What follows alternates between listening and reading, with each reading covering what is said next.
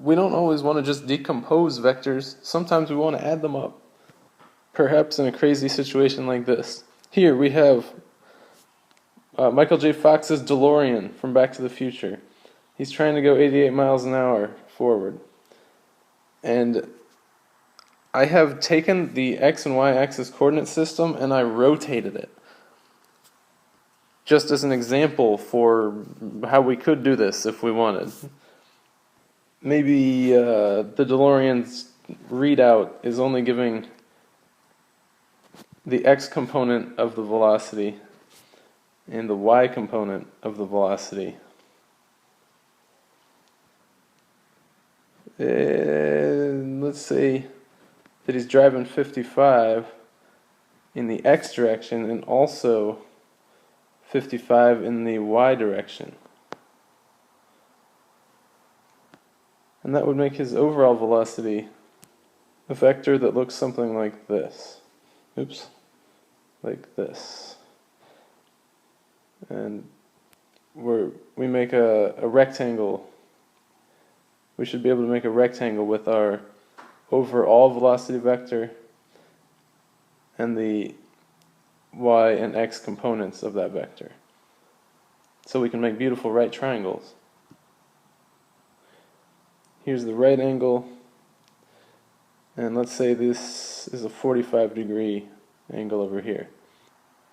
So what we have is this side we know is 55 because that's our x component of the overall velocity. We know that this side is the hypotenuse, which is what we're trying to find, and here's our third side. And to figure out what that is, we just transport the Vy vector from down here, which is 55, we just kind of move it up here, so we know that this is also 55. So we got two sides, both 55, we got a theta, which is a 45. So now that we have that figured out, we could approach the problem by using what I call SOHCAHTOA. So, SOH means sine is opposite over hypotenuse.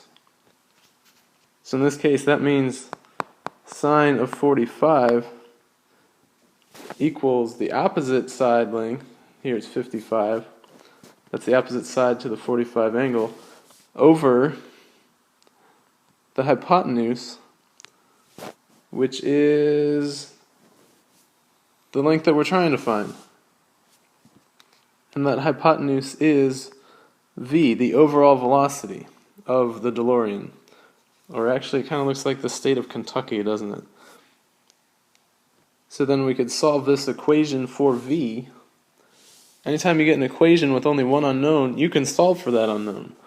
So I'm going to multiply both sides by v, divide both sides by sine 45, and plug that in your calculator, and oh no, he's only going 77.8 miles an hour. Even though he's going 55 miles per hour in the x and y direction, he's still not going 88 overall. But there's also another way to approach this with Pythagorean theorem. We know that one side length squared plus the other side length squared equals the hypotenuse squared. And here the hypotenuse is our overall velocity v. In solving for v, we take the square root of both sides to get the square root of 55 squared plus 55 squared. And that is the same number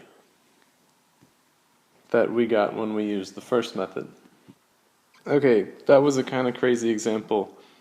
Let's do a similar example where we still got Marty Fox, or what was his name? Marty McFly from Back to the Future in his DeLorean, or Dinosaur Pac-Man, I guess is what this looks like. He's still trying to reach 88 miles an hour, but this time he's going down a hill, and all we know is that he's going 79 miles per hour in the x direction horizontally and let's say 32 miles per hour in the y direction vertically. What is his overall velocity v, and is it greater than 88 miles an hour? And we don't even need to know an angle here, because we can use the Pythagorean theorem. We can see that we have a triangle if we just move this 32 vector over here. Let me see, we have a side of 32, a side of 79, and a hypotenuse of v that we're solving for. So using the Pythagorean theorem, we say that the hypotenuse v is the square root of a short side squared plus the other short side squared. And that gives us 85. Oh, he still didn't quite make it. Oh well. Made with Doodlecast Pro.